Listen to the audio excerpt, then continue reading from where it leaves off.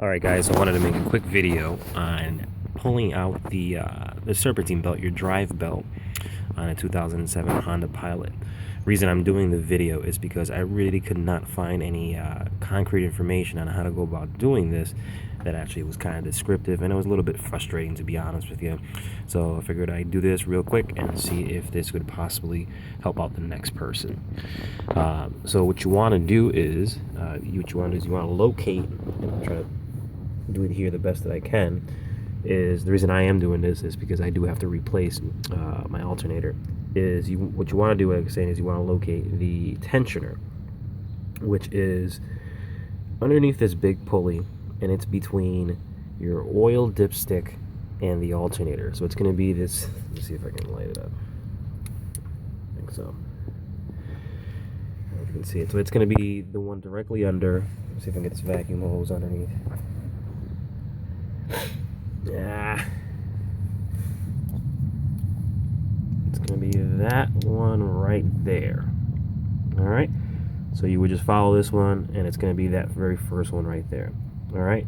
Now, dependent on what engine you have, see how you can see the sticker there? It says J3589. Dependent which model it is. If it's that one, the bolt to release the tensioner is going to be actually right on it's going to be right on it, right on the left hand side. You can see the bolt, and that's a 14 millimeter. What you can do is you can just put your socket on there with your wrench, and obviously you're going to need some leverage, so maybe a breaker bar would work better, or if you had like a long piece of tube for some leverage to help you out, it would be best. Or of course you can get the specialty tool that you can get as a loaner, like at Advance Auto or AutoZone or something like that. And then you would just put your socket there and push it forward towards the vehicle, and that's going to release the tension, allowing you to remove the serpentine belt. So I hope that helps. It was kind of frustrating for me, and if you end up having to remove the alternator like I have to end up removing the alternator, I was able to find some good information on it at piloteers.org. Look it up at piloteers.org. Somebody did a really nice write-up and can kind of help you remove this alternator.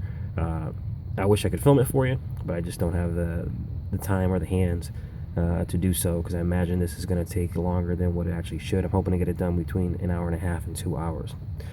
One of the suggestions they did have, because you can see it when it comes to removing the alternator, is at the write-up on piloteers.org was to remove the power steering canister. Get that out of the way, and that's going to give you a little bit more space to get that out, because as you can see, that's just a very tight fit, and I'm gonna imagine it's going to be a royal pain in the ass to get it out. But I'm going to make the attempt either way, and just kind of heads up, the reason why, or kind of the way I found out I had to remove my alternator, or one of the signs, was about a month ago, maybe 3 weeks ago, I started getting a whining noise in the car.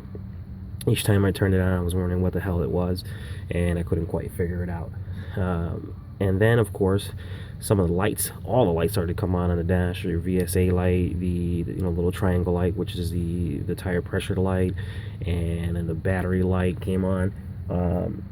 And the first time it actually happened, I was driving down the road, and all the electrical pretty much just shut off. I kind of lost power on the vehicle. The gauges went out, the radio went out, and then came back on. Really, really weird, like in like 5-7 seconds. The good thing was I was actually just driving by an auto parts store. I was able to pull into the parking lot, get the vehicle jumped, and then kind of diagnosed it online. A lot of people said it was just a battery. I was able to fix it with the battery, so I did that. I cleaned out the battery post. Actually got a new battery, and it was working fine for another 3 weeks, maybe to a month. And then just recently, I went to go turn on the vehicle. The vehicle turned on. I drove maybe a quarter of a mile down the road on my street, and the car started bucking like it had engine issues. And I would give it gas, and it wouldn't move. And so I had a really hard time getting it back to the house, because I didn't want to drive it like that. And of course, I then, maybe a little bit too late, started diagnosing the alternator, and I am pretty certain it is the alternator. And after looking at some of the forums, and everybody had very similar, if not exact, situations that I did, I'm pretty certain it is the alternator. And I wish I could film it for you, but like I said, I just don't have the hands to do so. So again, I hope that helps. Keep in mind that little code right there, a little better picture, that if that's the number that you have, you're going to use the bolt to the left there, 14 millimeter on your tensioner. Pull it forward, that's going to release the tension.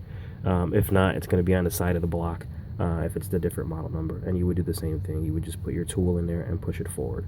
Hope that helps. Bye.